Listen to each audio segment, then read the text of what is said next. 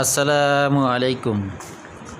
Data স্কুলের পক্ষ থেকে আমি মোহাম্মদ মানিক চৌধুরী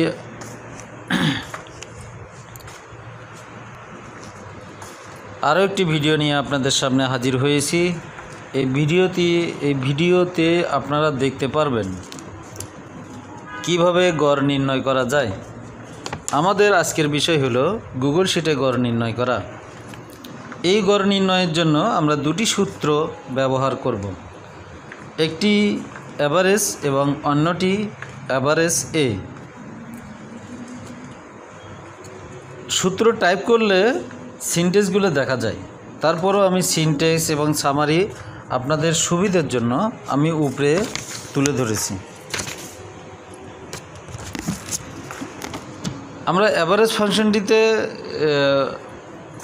প্রয়োগ করার জন্য অ্যাভারেজের একটা কলাম টাইপ করে রেখেছি এবং অ্যাভারেজ এর ক্ষেত্রেও সেম অন্য একটি কলাম টাইপ করে রেখেছি। সেই সাথে আমরা নিচে এক্সাম্পল দিয়েছি। সো আপনারা ভালোভাবে এক্সাম্পলটা বুঝবেন। যদি না বুঝেন প্রয়োজনে কমেন্টসে জানাবেন, আমি বিষয়টি আরও স্পষ্ট করে দেব আপনাদেরকে। সব কিছু আমি ভিডিওতে এভাবে বুঝাতে পারি না, তারপর আমি যতটুকু চেষ্টা করতেছি আপনাদেরকে ভিডিওর মাধ্যমে দেখানোর জন্য। আপনারা ভিডিও দেখে বুঝে নেওয়ার চেষ্টা করবেন।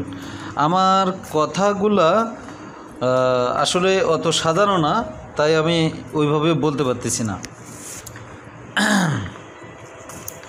অ্যাভারেজ এ এবং অ্যাভারেজের মধ্যে পার্থক্য হচ্ছে অ্যাভারেজ শুধুমাত্র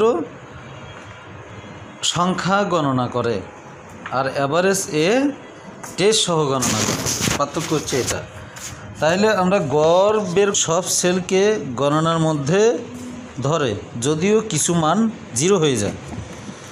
মনে রাখবেন অ্যাভারেজ সমান কেবল সংখ্যার গড়। অ্যাভারেজ এ সমান সংখ্যার সাথে ট্রু ফলস টেস্টকে 1 বা 0 ধরে গড়। টেস্টকে 0 ধরায় এটি অনেক সময় গড়কে ছোট দেখাতে পারে। আপনারা সবাই ভালো থাকবেন, সুস্থ থাকবেন।